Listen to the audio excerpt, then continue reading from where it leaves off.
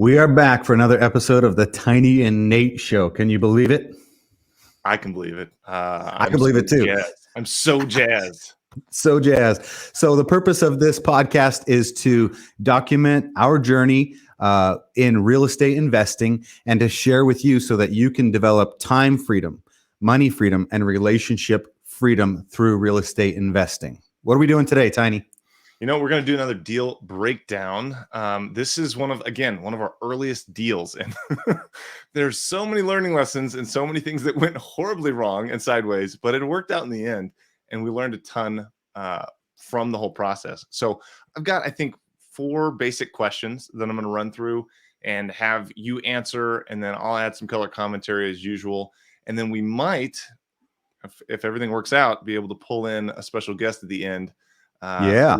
Who was the buyer on this one? The end buyer for one of our first wholesale deals. We'll bring him in on the show. That'll be awesome. Yeah, we'll see if the tech works. But to get started, we'll just jump right in. Is that cool? Let's do it. Awesome. So the first question is, where did you get the lead? So a lot of people want to know, like, okay, how are you doing this? Mail, cold call? What's the deal? So how did you get this lead? Yeah. Well, the short answer is ringless voicemail. The long answer is hours of calling and having phone conversations with this person. But this is back when ringless voicemail was a thing, I guess. You got to be careful with it now. So don't take this as permission to go do ringless voicemail. But, as we were getting into this, we were experimenting with ringless voicemail, a very simple, personable message. What are you looking to do with that? We were using a list of vacant properties in our hometown. Yep, that's right. And like you said, did it take 4 hours and 1 try? I think that was the thing that we were able to pinpoint that worked. But during that time, what other strategies were we using to generate leads? Knocking on doors, postcards. What else? Gosh. Walking. Yeah. Cold calling at that point? Yeah, I think so. Cold calling, driving for dollars. Were we doing Deal Machine? I don't think we were. No, not yet. There yet. Not at that point. Nope. No. Yeah, but it's felt like we were just doing all the things. But right. PPC, spending on Google. Yes, we were. Lots of that. We'll get to that one later. Awesome. Well, let's see. So the next question is, how did you get the contract? So you got the lead, ringless voicemail, which is funny because when you got that, describe that a little bit more. Because the one that you called, what didn't they say, like, don't call this number or something like that? Or what? Not exactly that, but like you have the wrong number. Well, yeah. I know what you're talking about. It was a dramatic situation because it was a separated husband and wife situation where the husband didn't want to be contacted, but the wife wanted to sell. And so it was pretty dramatic and tricky that way. We probably had both their phone numbers, but she ended up calling us back. And so that was part of the big drama of this piece, which I'm sure we'll get into when we talk about speed bumps. But generating the lead, honestly, the person that I spoke with, we spoke for hours. I'm sure there's lots of acquisitions managers out there who would have slapped me on the wrist, said, you are getting way too deep and personal with this person. But honestly, I'm just being myself and trying to understand this person's situation, and they needed and wanted to talk. And so I remember our first call was probably an hour. Yeah. No, it was. So tell me how you got from the lead all the way to the signed contract. Okay, so on that first call, I think we ended it with getting a commitment from her to allow us to come by and take some photos and see if it's a property we were interested in buying. Mm-hmm. Now, at this point, I called one of my friends who were hopefully our special guest, Cody Stacy, who I knew was a local realtor and who I knew got started in his career in real estate, wholesaling properties. And so basically my goal was just to have a wingman walk me through it the first few times.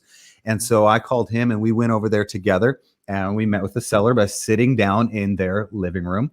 And basically we ended up walking out of there with a contract by being really flexible with our terms, letting her know we're going to close on your timeline. We know you've got lots of drama with this separation, with storage, with your daughter, with where you're going to go next. There was just a lot of drama going on. And so But we did walk out of there with a contract after it was probably the first or second time that we went. I think we might have gone back a second time.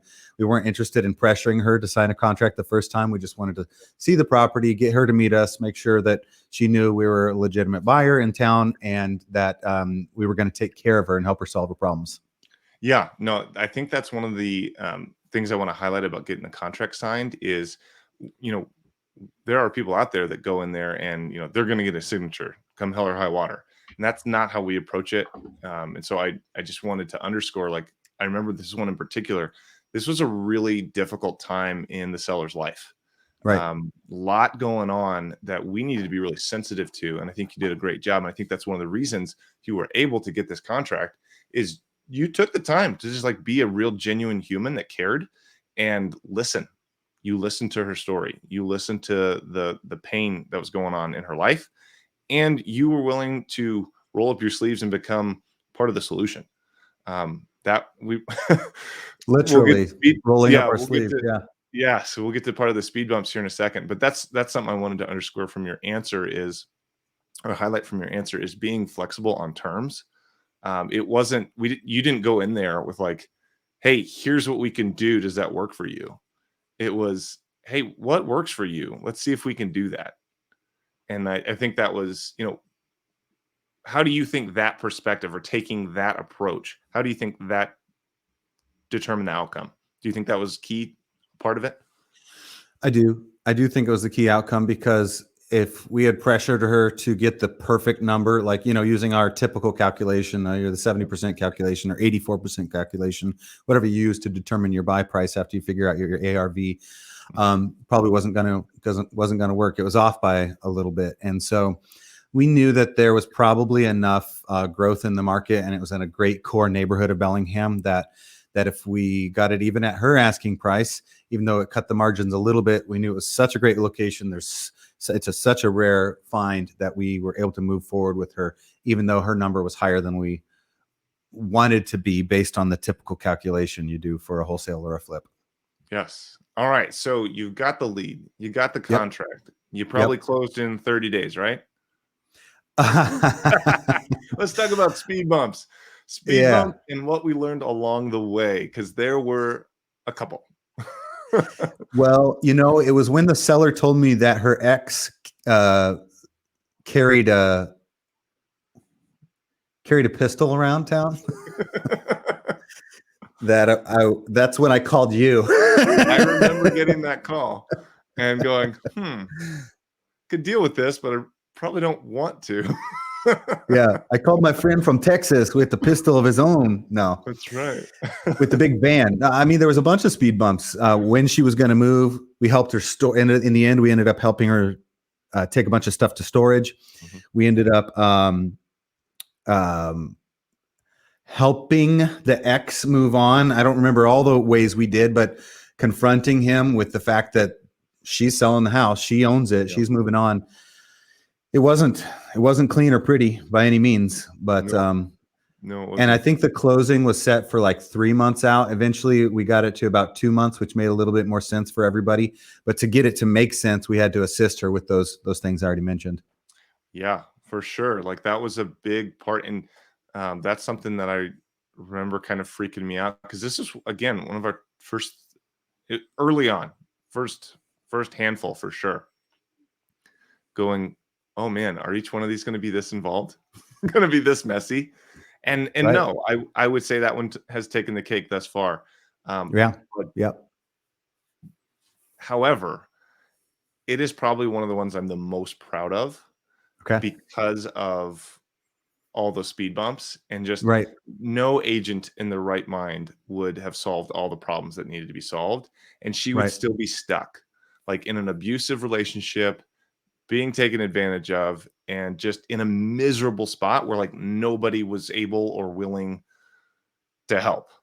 And I remember just the feeling of getting her unstuck and like looking at that going, okay, this is overwhelming. I could see how this would be traumatic, Yep.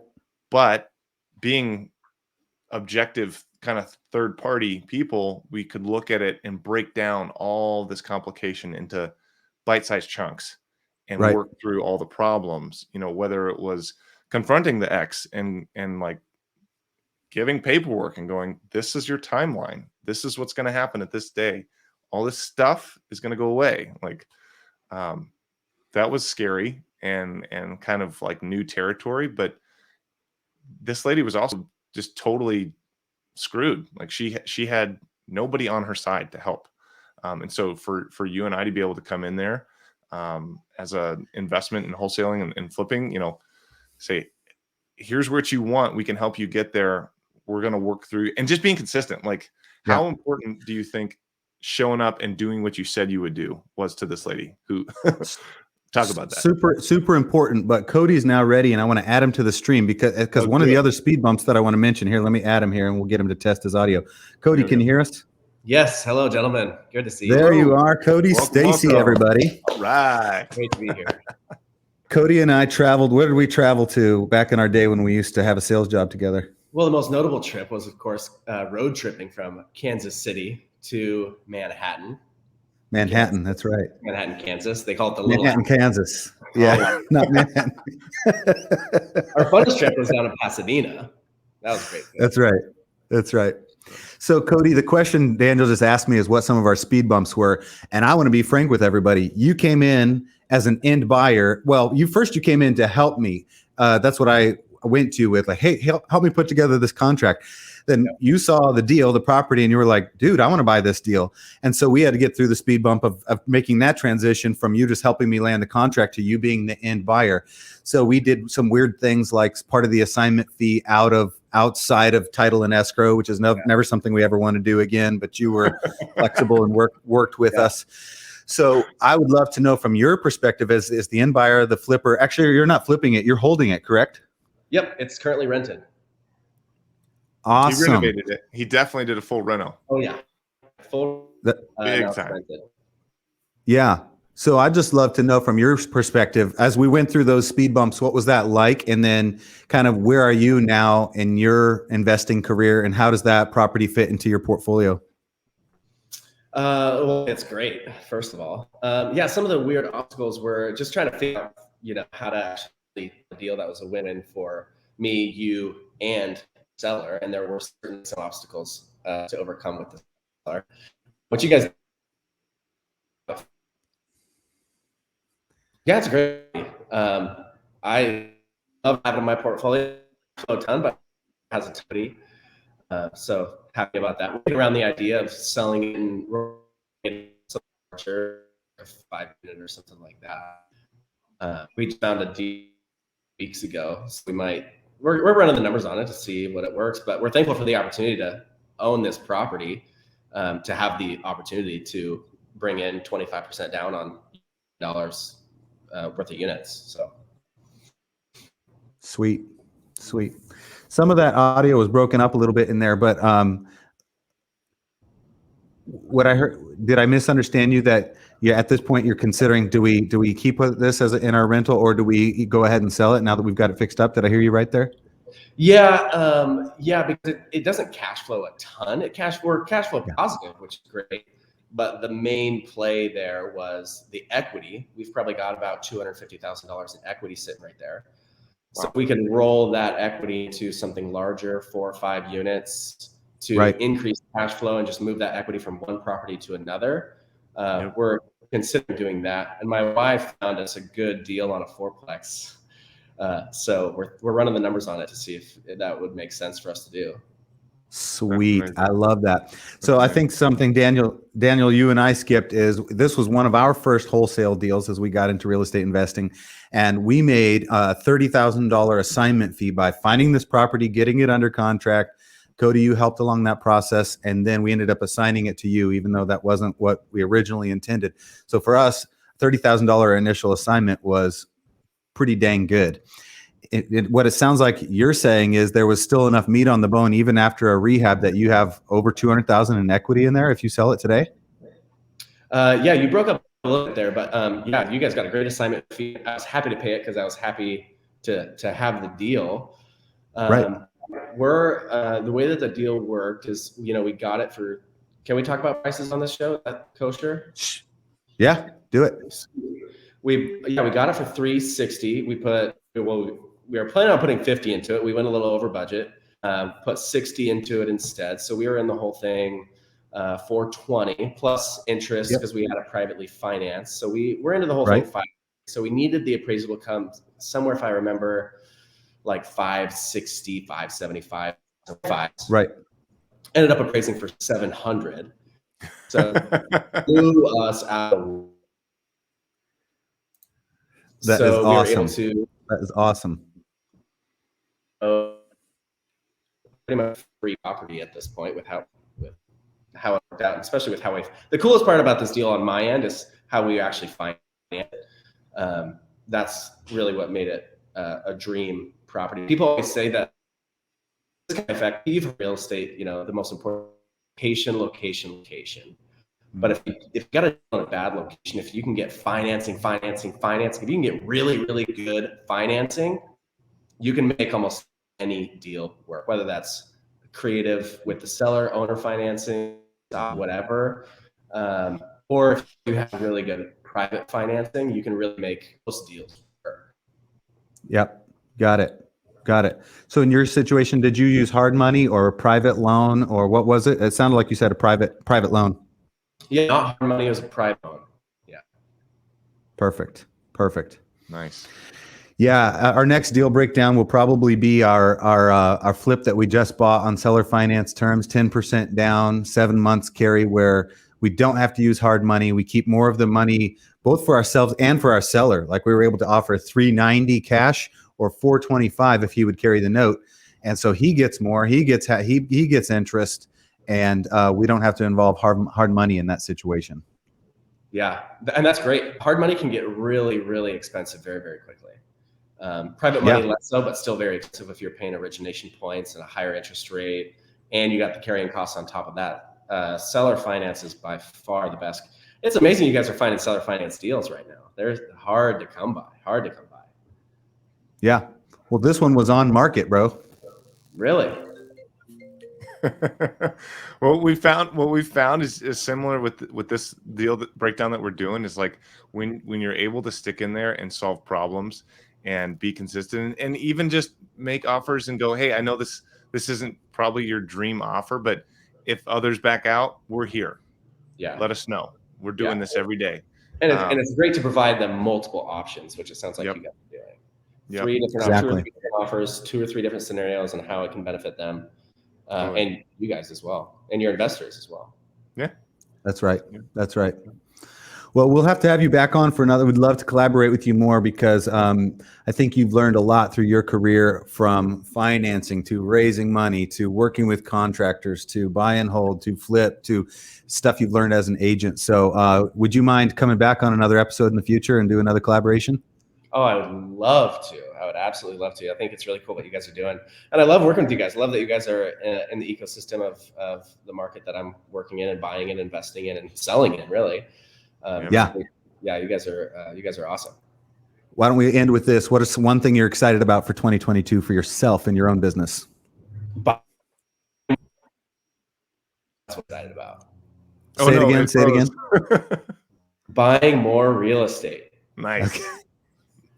We could help you with that. Yes, you can. And I'm ready for the next deal. All right. Awesome. Let's go find one. Sweet. There you go. And then our last question was, how did you dispo it? But you know how we dispo it. We covered that. We sold it to Cody. So, man, thank you, Cody, for hopping on here with us. Nathan, great job. Is that a wrap, everybody? Did we do it? I think that's a wrap. Thanks for having me on, guys. Awesome. Let's do it again. Thanks for being here. Anytime. All right. We'll see you on the next one, guys. Peace. Bye.